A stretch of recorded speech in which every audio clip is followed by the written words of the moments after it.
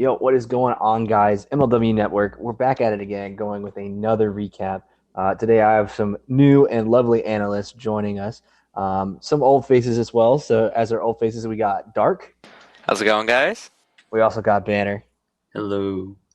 And for the first time coming on to the recap, we got Kyle Wagner How's it going, y'all? Thanks for having me. and MLW Wiffle Fan. Hello, everyone. Let's get into this, guys. This is probably something I was definitely not expecting at all coming into today. So if you haven't watched the series for the Eagles Diamondbacks, I'm gonna give you one chance to go do that before I spoil it. 3-2-1. It was a 3-0 from the Diamondbacks. It wasn't even close. It was not Domination. close. Yeah, it was the closest it was I think probably 6-4. And other than that, it was just pretty much complete domination. It was 15-6 first game. Second game was 4-0, and the third game was 6-1. 6-1. 6-1. Yeah, dang. I just want to get kind of everybody's preliminary thoughts. So I'm going to go ahead and throw it over to you, Banner. I know you're a big DBacks fan, so going into this, what are your takeaways from the first game? Oh yeah. Well, the first takeaway is, well, I don't want to state the obvious here, but the Diamondbacks, if they weren't contenders before, they are definitely contenders now. And you can just see by the way they play. You can look at Cobras, the talented roster, but the Diamondbacks have some that no other MLW team has, and that is Jimmy Norp. Jimmy Norp is an MVP candidate, but not only is he an MVP candidate, I also think he's a Manager of the Year candidate because his leadership is close to no one else's in the MLW. That man just oozes energy. He just think about Drew Davis, or think about Alec Warda, and then amplify that 10 and then multiply that by 8 and then maybe square it. He is just insane, and you can see how it rubs off on his other players. They only had 3 players here today in Schema and Heath, but they all just, you could tell that Norb had a big influence on them. And oh my goodness, they just all came out to play. This was them rolling on all cylinders. The Eagles, they might not be the best team in the MLW this year, but it was still a very impressive showing for the Diamondbacks. Yeah, for sure. Dark, what are your kind of takeaways from this first game? Well, I mean, preseason, I did say that the D-backs were my World Series favorites, and that is showing here.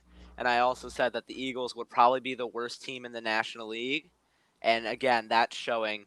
Norp was just excellent. I mean, he hit 700, had 3 home runs, I believe, 2 or 3 homers. Two. Two homers, had the first cycle since the 2019 NLDS, and the Two first cycle. triples. 2 triples, had the first cycle with 3 fielders, and I don't know, with like when there was 3 fielders, and I don't know how long. Michael Shima, who I've been saying is a very underrated pick, made very solid contact, 2 homers in game 1.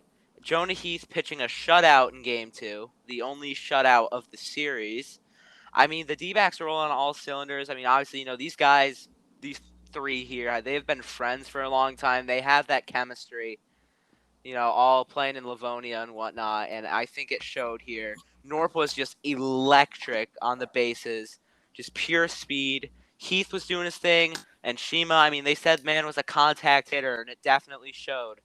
I'm loving the D-backs here. The Eagles, I mean, we know Dan wasn't himself. Maybe he was just off. Maybe it was because of the rain getting the ball wet, and he had lack of control, and control issues and everything. With what happened, same thing happening to Baranowski and Cheatham. But yeah, no, I mean the Eagles. Waylon was a lot better than I thought he would be. Neal was actually, he hit a homer.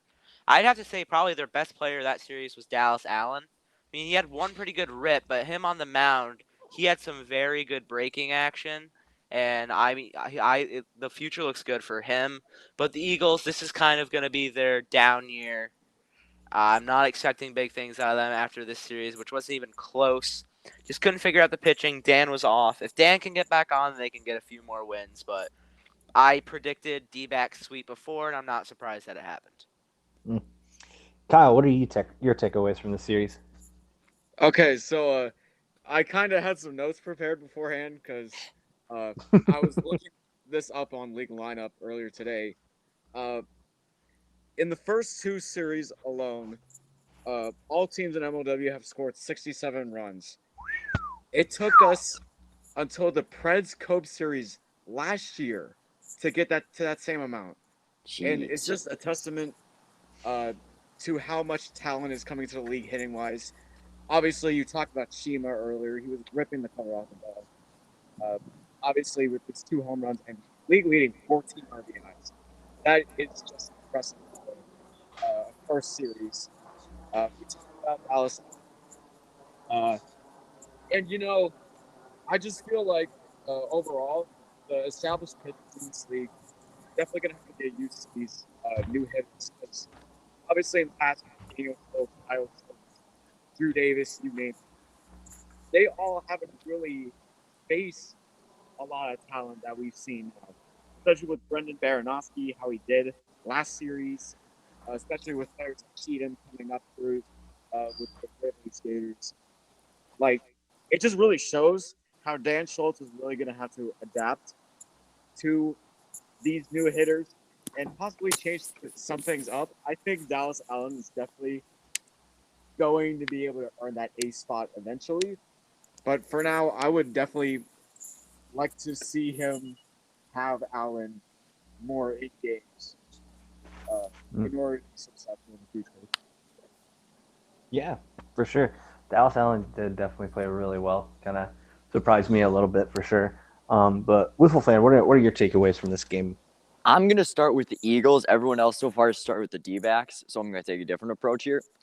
I was not necessarily surprised because I don't know if you guys saw my power rankings that I put out the other day. I have the Eagles finishing dead last in the MLW. I do not see them both hitting wise. I don't see them going far. And pitching wise, my rationale was Dan can't carry this team any longer. It's getting to that point where we saw him start to get hit a little bit harder last year. They don't have a certified secondary pitcher. It's a matter of time. And it kind of showed in this last series. I know part of it, I'm a little bit more lenient on they haven't pitched since August. So we can't say this is a matter of, this is the immediate decline of Daniel Schultz. I think part of it is just lack of practice. But it is still showing when Daniel Schultz is going up, giving up, 6 runs in the first inning? Yeah, he just looked really defeated out on the mound too. Like you could, his body language. He wasn't really with it now. Yeah, no, you could tell even when he got taken out, he's just sitting over there moping on the bench because, as they said, we've never seen a Daniel Schultz start like this. Could have been the weather, could have just been not pitching in about 9 months, but there was something wrong. Yeah, I think with the Eagles, it's just a matter of having to go through adversity. Obviously, we saw that last year with them literally winning the division in 3 games against the Gators at the end of the season. But do they have enough pieces this time to deal with the D-backs and the Mallards? I don't really think so right now. But and that's exactly where I'm getting to. I was pleasantly surprised with Dallas Allen. I've been one of the people that's been very skeptical of him. I still think he's almost similar to someone who's still starting wiffle ball out. I mean, he looked decent. I don't think he was an ace yet. I think he's kind of proving himself that he can be a secondary pitcher. He had a lot of really good movement on his drop. He couldn't control his riser as well or his slider as we saw, but it's there. You can see the raw talent is there. It's just about developing it. Oh, definitely. Especially for a 16-year-old. Coming out of Michigan. It's just crazy to see how much movement and how much velocity this kid already has. It's just a matter of harnessing it and then being able to jump into a leadership role in the next 1 to 2 years. Because we know Schultz is already going to college. Yeah, I really think that the big thing for him is going to get that velocity on his slider and riser up. He has very good velocity on his drop. Usually people struggle with the velocity on the drop, I've noticed. But it's kind of the opposite for him. His best pitch, I would argue, is the drop, and his slider and riser are there, but they're not honed, and they're not, how would you say, perfected, like we see Right, Daniel Schultz or exactly. Kyle Schultz. Enough. I mean, Zach Whalen, pleasantly surprising to see him knocking the cover off the ball. Very surprised by Neil Smith, of course. Arguably the hardest ball he's hit in his life. But then quickly to the D-backs. I mean, what Miller can you say? 2 triples from Norp. I mean, I'm just going to put that out there. That's probably the most unbelievable thing about this series is the 2 triples.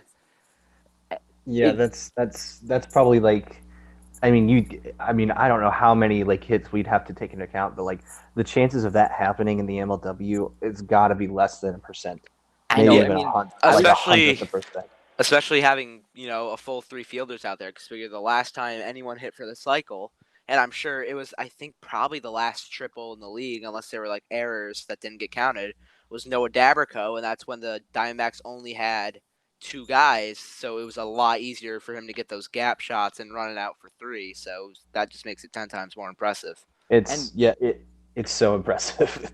And what's super impressive too, the most triples anyone's ever hit, like as an individual, is Tommy Coughlin with 9. You've got to go back to like those 2011, 2012, 2013 seasons to see that. Jimmy Norp has 2 already in his career. I mean, think about that. Jeez. And it's just insane. Michael Schema, he looks really good. He was hitting the cover off the ball as well. And then Jonah Heath, solid. I said that he's going to be that secondary arm for this D-backs squad when Nareski isn't here, because Nareski will play this year. We've heard a few different confirmations. I've talked with Jimmy about it a little bit. He and Nareski are going to be co-managing, so it's going to be interesting to see how that plays out when it comes to Manager of the Year voting. But this They're gonna have to D-backs split it. and I bet Norp's not going to love that too much. Also, just a side note, according to the site, Jimmy Norp is only the 8th player to ever hit a triple in MLW history.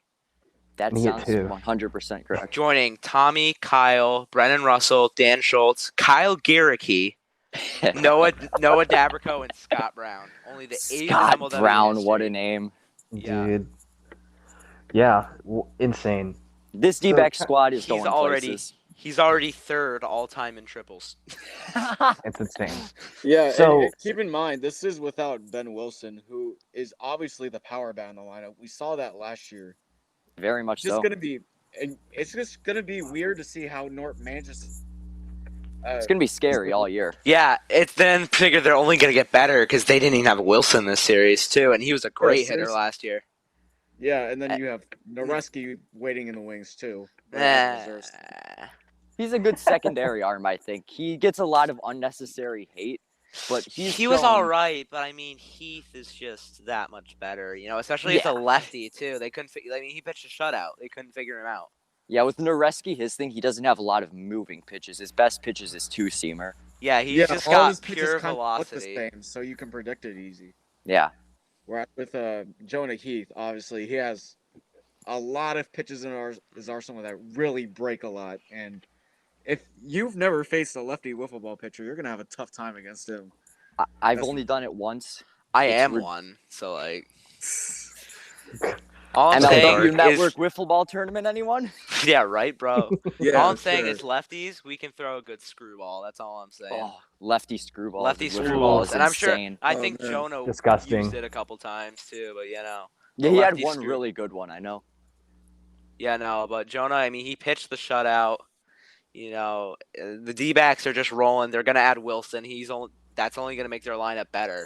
And I said it before, they're my World Series favorites, and I'm not hopping off that train. Yeah. So kind of getting into that, do you guys think that this 3-0 sweep, the severity to what it was, is this how great the D-backs are, or is this just how bad the Eagles are? I kind of want to hear your take on, like, is this really like super panic time for the Eagles, or is this like, no, it's the D-backs just being that good this season?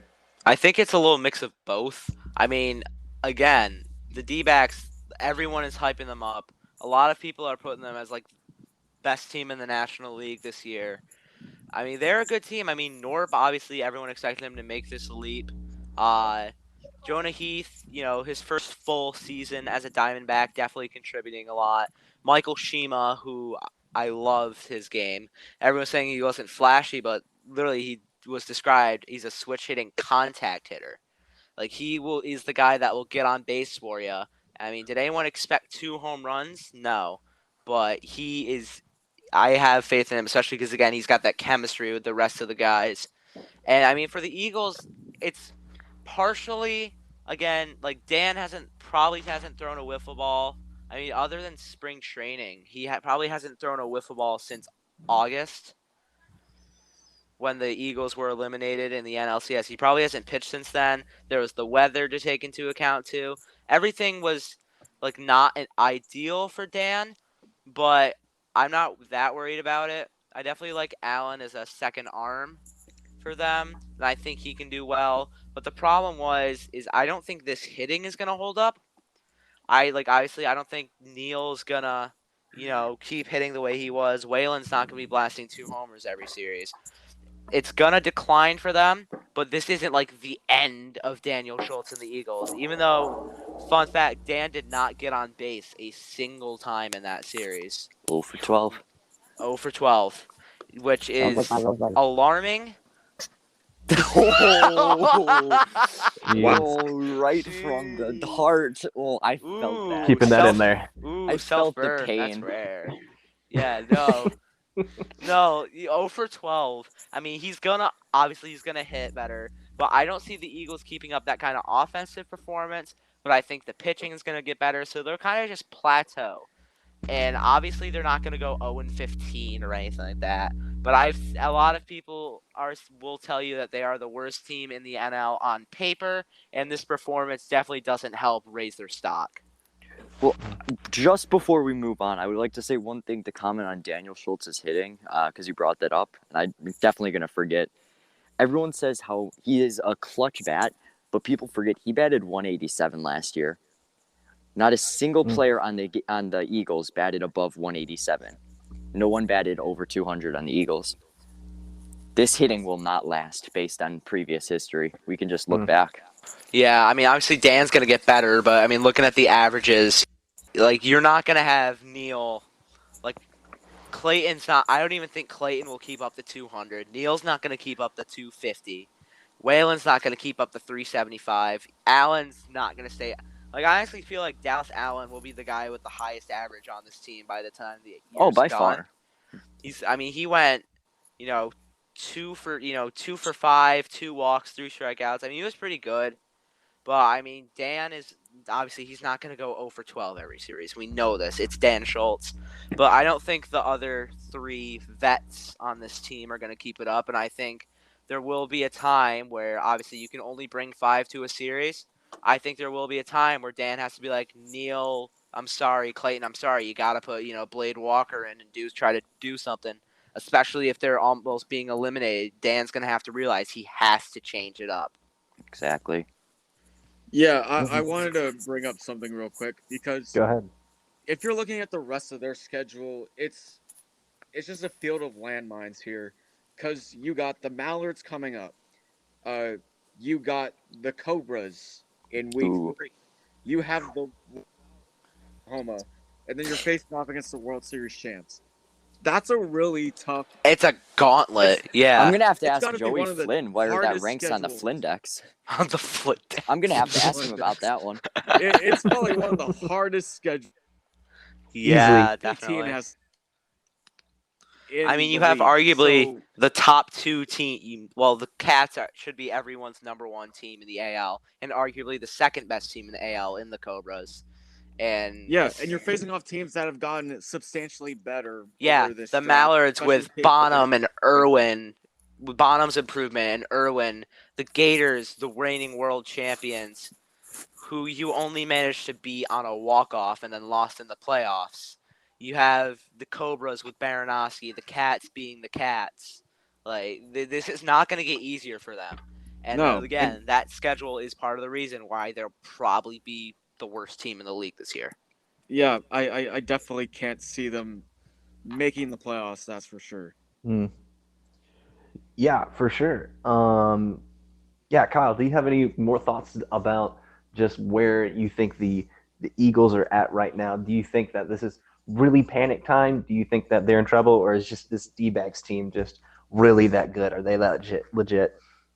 Uh, I don't know, cause like I'm kind of siding like more towards uh how good the D-backs are, but if I'm an Eagles fan, like I gotta be really panicking right now because like if Daniel Schultz can't really save this team from getting beat by the D-backs, like nobody really can, really.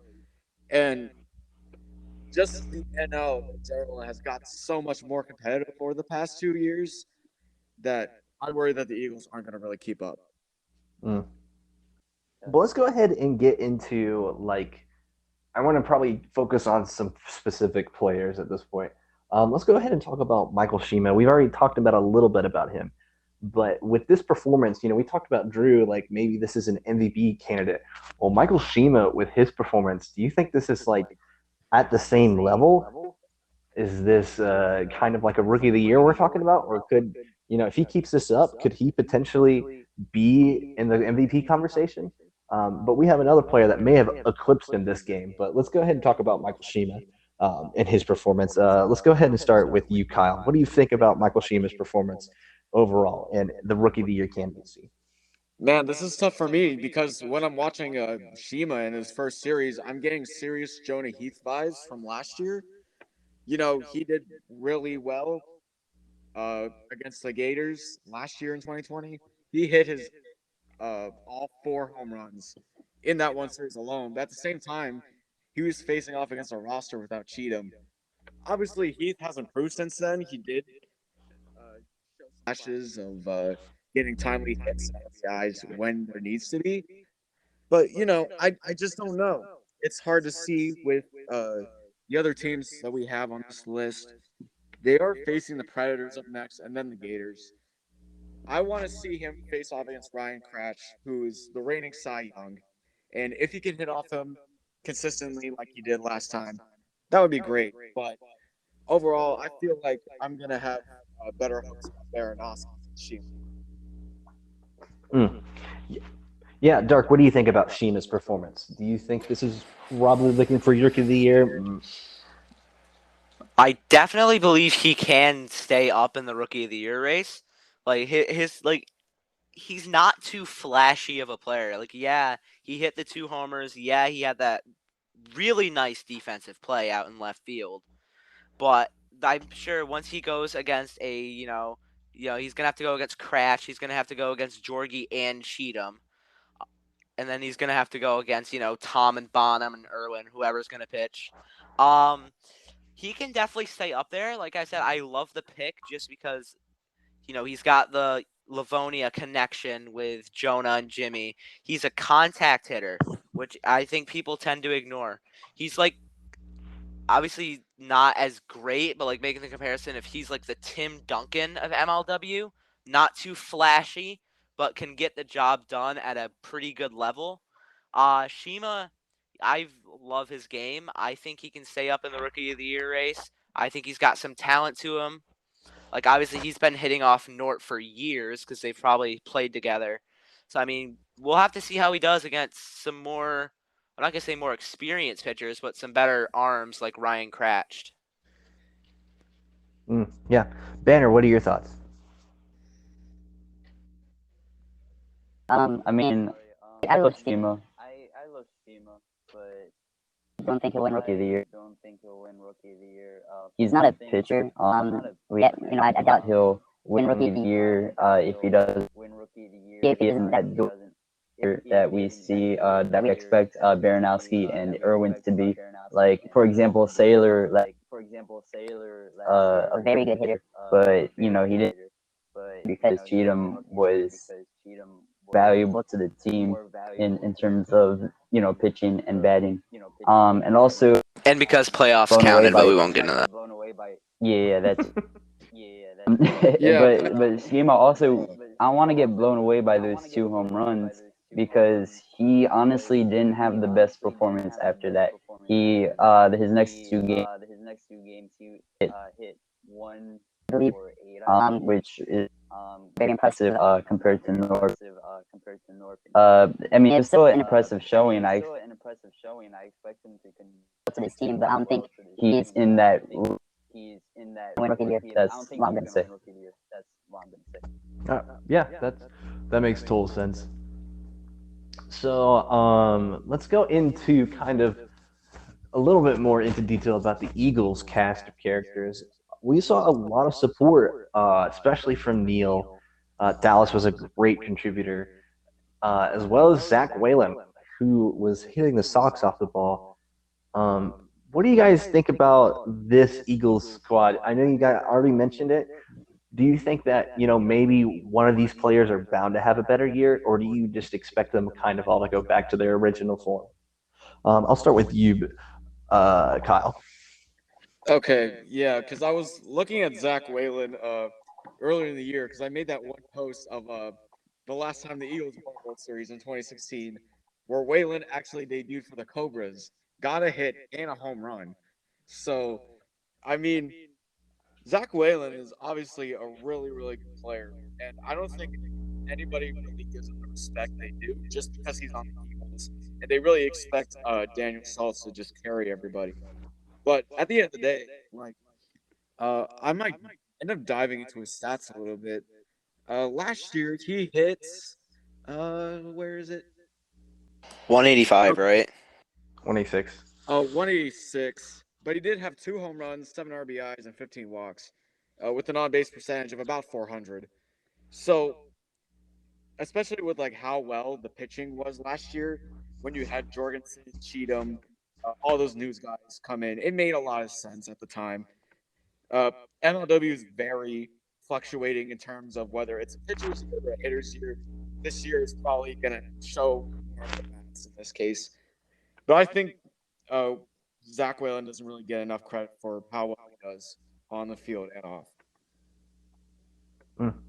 Yeah, for sure. Zach definitely surprised me with his outing. Dark, what are your opinions on this year for the Eagles supporting cast? Are you excited, or you just think this is going to go back to what it was last year? Well, despite Zach Whalen's horrible fashion sense, I will say that he definitely did shock me this series. Like the upside down visor. The navy blue sweatpants, the upside down visor, and especially that hair, just ain't it for me. But I mean, you look at Whalen, he 375, went 3 for 12, 4 walks to only 2 strikeouts, 583 OBP. I'm surprised. I was surprised by him. Now, obviously, he's not going to keep up a 375 the entire year. We know this, but he was very close to being an all-star last year. For the last spot, it was probably him or Wilson. But then the second half of the year kind of fell off. That's what I'm expecting from him too. To be like not an all-star, but like just an above average type player. Neil, I hate to say it, but it's probably gonna be like the only home run he hits all year. 250. He went 1 for 4, 7 plate appearances, 3 walks, 2 strikeouts. Had the homer, but like Neil's gonna kneel. Clayton probably gonna be a little better at the plate than last year, considering he's more recovered from that injury. Because let's be real, he shouldn't have been out there last year, like at all. You can tell he wasn't 100%. This year, he's looking like he's 100%. He went 1 for 5. 1 walk, 4 strikeouts. Definitely got to get that plate discipline back up. But he's definitely going to be good. Dallas Allen, I mean, you can tell he's got some pop in that bat. Had that shot off the left field wall in game 3, I believe. And, he was just very impressive to me. I think he's going to be like the second best hitter on that team. I mean, the supporting cast is going to be, as it usually is, kind of lackluster. But I think Allen can definitely sneak in and probably be their second best batter. Yeah, for sure. Banner, what do you think about this supporting cast for the Eagles? Yeah, I think you guys knocked it out of the park with your evaluations of Whalen and Allen, because they're just going to be an average player, which isn't going to cut it in the MLW Eagles. But I will say he showed a lot of potential, which I wasn't sure if he would right away because, he's not playing against 13 to 15-year-olds. He's playing against had some great pitches. He was very good at bat. I think, during that where he should have showed in front of the base. He ended up getting called the game. But, he showed a lot of potential. Yeah, definitely in a year or two, he's going to be a star. No doubt in my mind. I feel like he's getting a little bit. I'll just say that because, yes, it was ugly. It was horrible. He looked. I do attribute it mostly to the horrible out there. It was windy, rainy. The ball was, I'm sure, was very wet. And then all of a sudden, as soon as Schultz got pulled out, the weather went away. And then he definitely looked a lot better. He did, still show some mistakes. Strikeouts, only 3 walks. He does have to,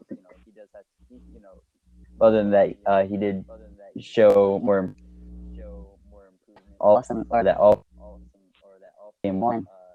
So I do feel like we're non-Schultz too much. But yeah, that's my evaluation of the 4. Yeah, for sure. Daniel definitely had a little bit of a rough going, but I'm sure we'll see him bounce back. Kind of what I want to end us off on is one specific player who I have probably been underrating for a little while, and I kind of have to eat my words now. But Jimmy Norp played absolutely insane. I talked to him, and he has been putting in the work in the off season, doing some great film work. And I don't know how much film work that man has been doing, but he looked unstoppable, both on the mound for the most part and at the plate. Dark, looking at his performance, what do you think of it for this year? I mean, we already talked about how great Drew was, but this was on a whole nother level. Yeah, I mean, you take Drew's absolutely incredible performance, multiply it by like 4. I mean, Jimmy Norp already has 14 RBIs to start the year, a 10-2. He has a 2-10 strikeout to walk ratio, 700 average, 850 OBP. Like, he just went absolutely insane. Had 2 triples and a double. Like, he just went crazy. And even on the mound, I mean, just throwing out the pitching stats here, 6 innings, 13 strikeouts to 8 walks, allowed 7 runs, 3.5 ERA. That's not the greatest. But again, game 1, ball was messy. He let Neil Smith go deep off him. But Norp, I mean, you can tell he won most dedicated last year for a reason. Even though, I mean, it should have been Mark Schultz, but he won most dedicated last year for a reason. You can tell how much he just loves the game of wiffle ball. He's electric out there. He's always like, Shima goes deep. He's the one you can hear yelling. Like, he loves the game so much, and especially like playing it with his friend, his friends that he's known for a long time as well. Norp is just, he has a passion. He has the fire in him. You can tell he's been putting in a lot of work. Those drop balls were looking as good as ever. I mean, he's just an incredible player. Definitely, I mean, after the first, even though only 4 teams have played, he's the clear MVP favorite. He is the clear MVP race leader, and I'm sure that'll probably hold up for most, if not all, the season. I mean, what's not to love about Jimmy Norp? He's a fan favorite as well. Like, I can admit when he threw a drop ball in to strike Dan out, I may or may not have yelled "Get Norped." Thank God I was home by myself, or else my mom would have been like, "What?" Anyways, I'm like, I know, like, what's not to love about Jimmy Norp, honestly? Yeah, man, I honestly agree with you. Jimmy Norp is definitely up in that conversation right now. And I think this is probably due to the lack of any other candidates we've seen so far. Obviously, Drew Davis is up there. Um, you know, Kyle Schultz won it last year. I know he's probably going to have a great season this year. Like, he's just the greatest mobile baller like anybody's ever seen. But it's definitely going to be a close battle, man. It's just gonna depend on what happens later in the season. Obviously, if the D-backs end up becoming the number one seed in the NL and end up going far in the playoffs, that will definitely be confirming an MVP shot for sure. Yeah, I do agree. Banner, what do you think about Jimmy Norp's changes for MVP? Yeah, I mean, we watch Ryan Crash, Kyle Schultz, but try not to. I'm gonna try not to Norp because I'm my Norp's like my favorite player. The only thing that made me mad about Jimmy Norp was that he did man bun. He did not support the man bun. The dreads. Not support the dreads. I was disappointed, and I almost had my Norp jersey after I saw that. God. I mean, it was that much of a disgrace to the MLW community that he did not do that. But I guess one day we'll forgive him. I mean, hey, he's got that head of hair Keep for a yourself up. reason. He's not trying to get into a man bun. I know Warda's not happy because, I mean, he's the one he made the promise to. He was not happy about it. Betrayed, even. That relationship may be tarnished forever. I'm sorry. Interrupting you. It's just my delay. I'm really sorry. No, you're good. Yeah, I remember in Warda's stream, Kyle hopped in the chat and we told him, and he's like, D-backs get the death penalty. This is unforgivable. so even the commish isn't happy. Yeah, yes, and that's maybe random testing for PDAs. You never know what's gonna happen. Instead of Speedgate this year, this is probably gonna be like Hairgate or something stupid. Hairgate. We've had Speedgate. Yeah, this but is now piss off is this what being Norped himself. Yeah, right. Us fans, we got Norped. Oh yeah, we got.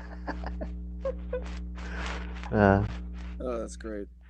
Yeah, but I think we've had some really good discussion over this game. I think we can end it off here. Any closing thoughts from any of you guys about this series and what to look forward for the future? Of course, we have the Wildcats and Mallows coming up, but anything you guys want to comment on first? I'll start with you, Kyle. Okay. Obviously, both series we've had so far were pretty solid. I'm excited to see what the Mallows and Wildcats have going up, as well as the Preds and Magic. This is a really hot take, but I think Jason Chadwick is probably going to go away with the Silver Slugger. That's all I got to say on that. Ooh. Banner, how about you, man? Jimmy Norp. That's it. Jimmy Norp. Dark, what about you, man? I mean, I agree with Banner's take. This was a pretty good series. Just showed how good the D-backs were, and that the hype could quite possibly be real for them because everyone's hyping them up as best in the NL, 10+ wins. Everyone's hyping them up, and I think this proves the hype is real. They're gonna have Wilson back, hopefully. That'll just make them better. I'm wicked excited for the D-backs this year, and I'm wicked excited for how the next two series pan out. Yeah, for sure. Me too. This is going to be a great year for MLW. But that's going to end off our episode right here. Thank you so much for watching. Please make sure that you like and subscribe, and we'll see you guys later. Bye, guys. Peace out. I Yes, Jimmy Norp.